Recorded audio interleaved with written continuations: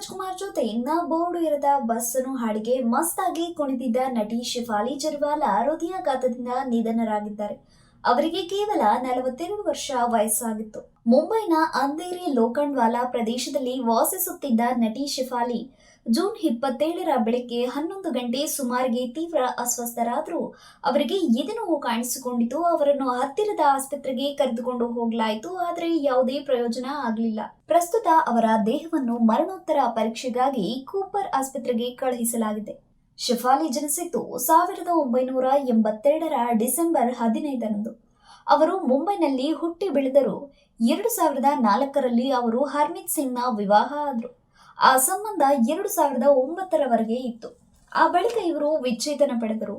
2014ರಲ್ಲಿ ಪರಾಗ್ ತ್ಯಾಗಿ ಅನ್ನುವರನ್ನು ಶೆಫಾಲಿ ವಿವಾಹ ಆದರು. ಎರಡನೇ ಪತಿಯ ಜೊತೆ ಇನ್ನೂ ಅವರು ಸಂಸಾರ ನಡೆಸುತ್ತಿದ್ದರು. 2004ರ ಕಾಂಟಾಲಗ ಹಾಡಿನಲ್ಲಿ ಶೆಫಾಲಿ ಭರ್ಜರಿ ಡ್ಯಾನ್ಸ್ ಮಾಡಿದ್ರು. 2011ರಲ್ಲಿ ರಿಲೀಸ್ ಆದ ಪುನೀತ್ ರಾಜ್ಕುಮಾರ್ ನಟನೆಯ ಹುಡುಗರು ಸಿನಿಮಾದಲ್ಲಿ ಅವರು ಪಂಕಜ ಹಾಡಿಗೆ ಮಸ್ತ್ ಆಗಿ ಸ್ಟೆಪ್ ಹಾಕಿದ್ರು. 2019ರಲ್ಲಿ ಆರಂಭ ಆದ ಬಿಗ್ ಬಾಸ್ ಸೀಸನ್ 13ರಲ್ಲಿ ಪಂಕಜ ಸ್ಪರ್ಧಿಸಿದ್ರು. ಅವರ ನಿಧನ ವಾರ್ತೆ ಅನೇಕರಿಗೆ ದುಃಖ ಉಂಟು ಮಾಡಿದೆ. ಶಾಕಿಂಗ್ ವಿಚಾರ ಎಂದ್ರೆ ಅವರ ಜೊತೆ ನಟಿಸಿದ ಪುನೀತ್ ಹಾಗೂ ಅವರ ಜೊತೆ ಬಿಗ್ ಬಾಸ್ ನಲ್ಲಿ ಸ್ಪರ್ಧಿಸಿ ಗೆದ್ದ ಸಿದ್ಧಾರ್ಥ್ ಶುಕ್ಲಾ ಕೂಡ ಹೃದಯಾಘಾತದಿಂದಲೇ ನಿಧನ ಹೊಂದಿದ್ರು. ಬೆಳ್ಳಾರಂಗ ಭಾಷಾ ಚಿತ್ರದ ಮೊದಲ ಹಂತದ ಚಿತ್ರೀಕರಣ ಆಗಿದೆ. ಆದರೆ ಈ ಹಂತದಲ್ಲಿ ಏನೆಲ್ಲ ಚಿತ್ರೀಕರಣ ಆಗಿದೆ ಅನ್ನೋದು ರಿವೀಲ್ ಆಗಿಲ್ಲ. ಆದರೆ ಮೊದಲ ಹಂತದ ಶೂಟಿಂಗ್ ಆಗಿದೆ ಅನ್ನುವ ಮಾಹಿತಿ ಮಾತ್ರ ಹೊರಬಿದ್ದಿದೆ. ಸೋಷಿಯಲ್ ಮೀಡಿಯಾದಲ್ಲೂ ಇದು ಹೆಚ್ಚು ಗಮನ ಸೆಳೆಯುತ್ತಿದೆ. ಈ ಚಿತ್ರದಲ್ಲಿ ಬುಜ್ಜಿ ಕಾರ್ಗಳು ಇವೆ ಅನ್ನೋ ಸುದ್ದಿ ಇದೆ. ಮೊನ್ನೆ ಇದರ ಫೋಟೋ ಕೂಡ ವೈರಲ್ ಆಗಿದೆ. ಆದರೆ ಸಿನಿಮಾ ತಂಡ ಈ ಬಗ್ಗೆ ಏನೂ ಹೇಳಿಕೊಂಡಿಲ್ಲ. ಡೈರೆಕ್ಟರ್ ಅನು ಭಂಡಾರಿ ಕೂಡ ಏನು ಹೇಳೋಕೆ ಹೋಗಿಲ್ಲ. ಆದರೂ ಈ ಫೋಟೋ ಹೆಚ್ಚು ಕುತೂಹಲ ಮೂಡಿಸಿದೆ. ಬೆಳ್ಳಾರಂಗ ಭಾಷಾ ಚಿತ್ರಕ್ಕೆ VFX ಕೂಡ ಮಾಡಲಾಗುತ್ತಿದೆ. ಆದರೆ ಅದನ್ನ ಇಂಡಿಯಾದಲ್ಲಿ ಮಾಡೋ ಪ್ಲಾನ್ ಇದ್ದಂತಿಲ್ಲ. ಸದ್ಯದ ಸುದ್ದಿಯ ಪ್ರಕಾರ ಈ ಒಂದು ಚಿತ್ರದ VFX ಅನ್ನ ಯುರೋಪ್ ಅಲ್ಲಿಯೇ ಮಾಡ್ತಾರೆ ಅನ್ನೋ ನ್ಯೂಸ್ ಕೂಡ ಇದೆ. ಇದು ಕೂಡ ಅಷ್ಟೇ ಗಮನ ಸೆಳೆಯುತ್ತಿದೆ. ಬೆಳ್ಳಾರಂಗ ಭಾಷಾ ಸಿನಿಮಾದಲ್ಲಿ ಅನು ಭಂಡಾರಿ ಹೊಸ ಲೋಕವನ್ನೇ ಸೃಷ್ಟಿ ಮಾಡಿದ್ದಾರೆ. ಇದನ್ನ ಕ್ರಿಯೇಟ್ ಮಾಡುವ ಮೊದಲು ಹೆಚ್ಚು ಕಡಿಮೆ 5 ವರ್ಷ ಸ್ಕ್ರಿಪ್ಟ್ ಮೇಲೆ ಕೆಲಸ ಮಾಡಿದ್ದಾರೆ. ಈ ಚಿತ್ರದ ಬಗ್ಗೆ ಅತಿ ದೊಡ್ಡ ಹೋಪ್ ಇದೆ. ಅಷ್ಟೇ ವೆಚ್ಚದಲ್ಲಿಯೇ ಇದು ತಯಾರು ಕೂಡ ಆಗ್ತಿದೆ. ಬೆಳ್ಳಾರಂಗ ಭಾಷಾ ಚಿತ್ರದ ಮೊದಲ ಹಂತದ ಚಿತ್ರೀಕರಣ ಆಗಿದೆ. ಎರಡನೇ ಹಂತದ ಶೂಟಿಂಗ್ ಪ್ಲಾನ್ ಆಗಿದೆ. ಅದನ್ನ ಆಗಸ್ಟ್ ತಿಂಗಳಲ್ಲಿಯೇ ಶುರು ಮಾಡ್ತಿದ್ದಾರೆ.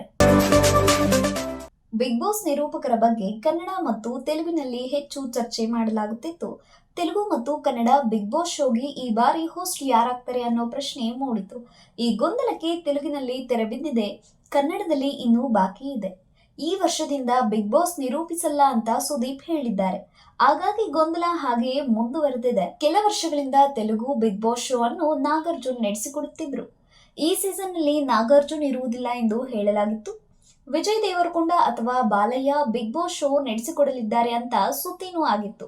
ಇದೀಗ ಬಿಗ್ ಬಾಸ್ ಪ್ರೋಮೋ ರಿಲೀಸ್ ಆಗಿದ್ದು ನಾಗಾರ್ಜುನ್ ಅವರೇ ಪ್ರೋಮೋದಲ್ಲಿದ್ದಾರೆ. ಅಲ್ಲಿಗೆ ತೆಲುಗು ಶೋ ನಿರೂಪಣೆಯನ್ನು ನಾಗಾರ್ಜುನ್ ಮಾಡೋದು ಪಕ್ಕಾ ಆಗಿದೆ. ಕನ್ನಡದಲ್ಲೂ ಸುದೀಪ್ ಜಾಗಕ್ಕೆ ಯಾರನ್ನು ತರಬೇಕು ಅಂತ ತಲೆಕೆಡಿಸಿಕೊಂಡು ಕೂತಿದೆ ಕಲರ್ಸ್ ವಾಹಿನಿ. ಈ ನಡುವೆ ವಾಹಿನಿಯ ಮುಖ್ಯಸ್ಥರು ಸುದೀಪ್ ಅವರನ್ನು ಭೇಟಿ ಮಾಡಿದ ವಿಚಾರವು ಹರಿದಾಡುತ್ತಿದೆ. ವಾಹಿನಿಗೆ ಕೆಲವು ಕಂಡೀಷನ್ ಅನ್ನು ಸುದೀಪ್ ಹಾಕಿದ್ದಾರೆ ಅನ್ನೋ ಮಾತು ಕೇಳಿ ಬಂದಿದೆ. ಸುದೀಪ್ ಕಂಡೀಷನ್ಗೆ ಚಾನೆಲ್ ಕೂಡ ಒಪ್ಪುವ ಸಾಧ್ಯತೆ ಇದೆಯಂತೆ. ಹಾಗಾಗಿ ಕನ್ನಡದಲ್ಲಿ ಸುದೀಪ್ ಅವರೇ ಮುಂದುವರಿಯಲಿದ್ದಾರೆ ಅನ್ನೋದು ಆಪ್ತರ ಅನಿಸಿಕೆ. ರಾಜ್ಬಿ ಶೆಟ್ರು ಮತ್ತೊಂದು ಪ್ರಯೋಗ ಮಾಡಿದ್ದಾರೆ. ಇದು ತಮ್ಮ ಸಂಸ್ಥೆಯ ಪ್ರಯೋಗವೇ ಆಗಿದೆ. ಹೌದು, ಸೋ ಫ್ರಮ್ ಸೋ ಅನ್ನುವ ಚಿತ್ರಕ್ಕೆ ದುಡ್ಡು ಹಾಕಿದ್ದಾರೆ. ಈ ಚಿತ್ರದಲ್ಲಿ ಎಲ್ಲರೂ ಹೊಸಬರೇ ಇದ್ದಾರೆ. ಮೊನ್ನೆ ಈ ಸಿನಿಮಾದ ಫಸ್ಟ್ ಲುಕ್ ರಿಲೀಸ್ ಆಗಿತ್ತು. ಆದ್ರೆ ಈಗ ಒಂದು ಹಾಡು ರಿಲೀಸ್ ಆಗಿದೆ. ಇದರಲ್ಲಿ ಡ್ಯಾನ್ಸ್ ಜಾಸ್ತಿ ಇದೆ, ಸಾಹಿತ್ಯ ಕಡಿಮೆ ಇದೆ, ಸೌಂಡ್ ಬೇಜಾನ್ ಇದೆ.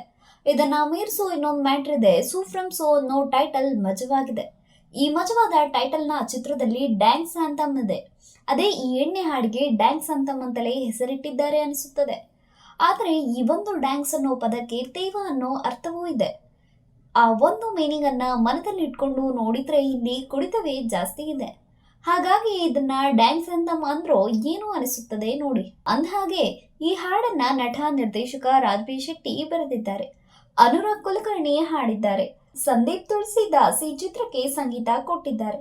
ಹಾಗೆ ಈ ಹಾಡನ್ನ ಮದುವೆ ಸಂಭ್ರಮದ ಹಿನ್ನೆಲೆಯಲ್ಲಿಯೇ ಚಿತ್ರೀಕರಿಸಲಾಗಿದೆ. ಹಾಗಾಗಿ ನೈಟ್ ಎಫೆಕ್ಟ್ ಅಲ್ಲಿಯೇ ಇಡೀ ಹಾಡು ಇದೆ. ಸೋ ಫ್ರಮ್ ಸೋ ಚಿತ್ರದ ರಿಲೀಸ್ ಡೇಟ್ ಫಿಕ್ಸ್ ಆಗಿದೆ. ಈ ಚಿತ್ರವನ್ನ ಮುಂದಿನ ತಿಂಗಳು ಅಂದ್ರೆ ಜುಲೈ ತಿಂಗಳಲ್ಲಿಯೇ ರಿಲೀಸ್ ಮಾಡಲಾಗುತ್ತಿದೆ. ಹಾಗಾಗಿಯೇ ಜುಲೈ 25ರಂದು ಈ ಚಿತ್ರ ರಿಲೀಸ್ ಆಗುತ್ತದೆ. ನಟಿ ರಶ್ಮಿಕಾ ಮಂದಣ್ಣ ತೆಲುಗು ಚಿತ್ರರಂಗಕ್ಕೆ ಕಾಲಿಟ್ಟ ಕೆಲ ವರ್ಷಗಳವರೆಗೆ ಕೇವಲ ಮರಸುತ್ತುವ ಪಾತ್ರಗಳಲ್ಲಿ ಮಾತ್ರವೇ ನಟಿಸುತ್ತಿದ್ರು. ರಶ್ಮಿಕಾರ ಪ್ರತಿಭೆಗೆ ಅಂತಹುದೇ ಪಾತ್ರಗಳು ಒಂದರ ಹಿಂದೆ ಒಂದರಂತೆ ಸಿಕ್ತಿದ್ವು. ಆದರೆ ಚಿತ್ರರಂಗದಲ್ಲಿ ಸಮಯ ಕಳೆದಂತೆ ಅನುಭವ ಒಗ್ಗೂಡಿದಂತೆ ನಟಿಯ ನಟನಾ ಪ್ರತಿಭೆ ಹೆಚ್ಚುತ್ತಿದ್ದು, ಇತ್ತೀಚೆಗೆ ತುಸು ಸವಾಲು ಎನ್ನಬಹುದಾದ ಭಿನ್ನ ರೀತಿಯ ಪಾತ್ರಗಳು ದೊರೆಯುತ್ತಿದ್ದು, ರಶ್ಮಿಕಾ ಸಹ ತಮ್ಮ ಕಂಫರ್ಟ್ ಝೋನ್ ಬಿಟ್ಟು ಹೊಸ ರೀತಿಯ ಪಾತ್ರಗಳಿಗೆ ತಮ್ಮನ್ನು ಒಡ್ಡಿಕೊಳ್ಳುತ್ತಿದ್ದಾರೆ. ಇದೀಗ ರಶ್ಮಿಕಾ ಮಂದಣ್ಣ ಮೈಸಾ ಹೆಸರಿನ ಹೊಸ ಸಿನಿಮಾದಲ್ಲಿ ನಟಿಸಲಿದ್ದು, ಸಿನಿಮಾದ ಪೋಸ್ಟರ್ ಇಂದು ಬಿಡುಗಡೆಯಾಗಿದೆ. ಸಿನಿಮಾದ ಪೋಸ್ಟರ್ ನೋಡಿದರೆ ಇದು ಸಾಮಾನ್ಯ ಸಿನಿಮಾ ಅಲ್ಲ ಎಂಬುದು ಗೊತ್ತಾಗ್ತಿದೆ. ಪೋಸ್ಟರ್ನಲ್ಲಿ ರಶ್ಮಿಕಾರ ಮುಖಕ್ಕೆಲ್ಲ ರಕ್ತ ಮೆತ್ತಿದೆ, ಮುಖ ಅಲ್ಲಲ್ಲಿ ಕಪ್ಪಿಟ್ಟಿದೆ, ಮೂಗಿಗೆ ಧರಿಸಿರುವ ದೊಡ್ಡ ಮೂಗುತಿ ವೀರನಾರಿಯನ್ನು ನೆನಪಿಸುತ್ತದೆ. ಕೈಯಲ್ಲಿ ಆಯುಧವೊಂದು ಕಾಣುತ್ತಿದೆ. ಒಟ್ಟಾರೆಯಾಗಿ ಅನ್ಯಾಯಕ್ಕೊಳಗಾದವರ ವಿರುದ್ಧ ಸಿಡಿದೆದ್ದಿರುವ ಮಹಿಳೆಯ ಭಾವ ಆ ಪೋಸ್ಟರ್ನಲ್ಲಿದೆ. ರಶ್ಮಿಕಾರ ಈ ಹೊಸ ಪ್ರಯತ್ನಕ್ಕೆ ಹಲವಾರು ನಟ ನಟಿಯರು ಶುಭ ಕೋರಿದ್ದಾರೆ. ಕನ್ನಡ ಚಿತ್ರರಂಗದ ಸ್ಟಾರ್ ನಟ ಶಿವರಾಜ್ ಕುಮಾರ್ ಅವರು ಸಹ ರಶ್ಮಿಕಾ ಮಂದಣ್ಣಗೆ ಮೈಸಾ ಸಿನಿಮಾಕ್ಕಾಗಿ ಶುಭ ಹಾರೈಸಿದ್ದಾರೆ. ಭಿನ್ನವಾದ ಪ್ರಯತ್ನಗಳನ್ನು ಪ್ರತಿಭಾವಂತರು ಯಾವ ಹಂಗೂ ಇಟ್ಟುಕೊಳ್ಳದೆ ಬೆಂಬಲಿಸುತ್ತಲೇ ಬಂದಿದ್ದಾರೆ ಶಿವರಾಜ್ ಕುಮಾರ್.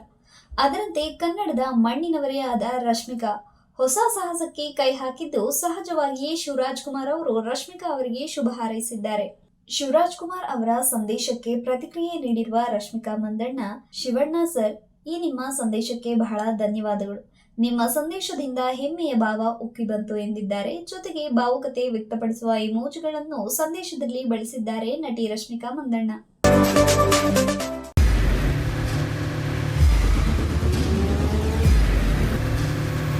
ಪ್ರಜಾಮಾರ್ಗ ನ್ಯೂಸ್, ಇದು ಜನಸಾಮಾನ್ಯರ ಧ್ವನಿ. ನಮಸ್ಕಾರ. ನೀವು ನೋಡ್ತಾ ಇದ್ದೀರಾ ಪ್ರಜಾಮಾರ್ಗ ನ್ಯೂಸ್. ರಾಷ್ಟ್ರದ ರಾಜ್ಯದ ರಾಜಕೀಯದ ಬಗ್ಗೆ ಹೆಚ್ಚಿನ ಸಿನಿಮಾ ಅಪ್ಡೇಟ್ಗಳಿಗಾಗಿ ಫಸ್ಟ್ ಲೈಕ್ ಮಾಡಿ, ಸಬ್ಸ್ಕ್ರೈಬ್ ಆಗಿ, ಹಾಗೆ ಫಾಲೋ ಕೂಡ ಮಾಡಬೇಕು.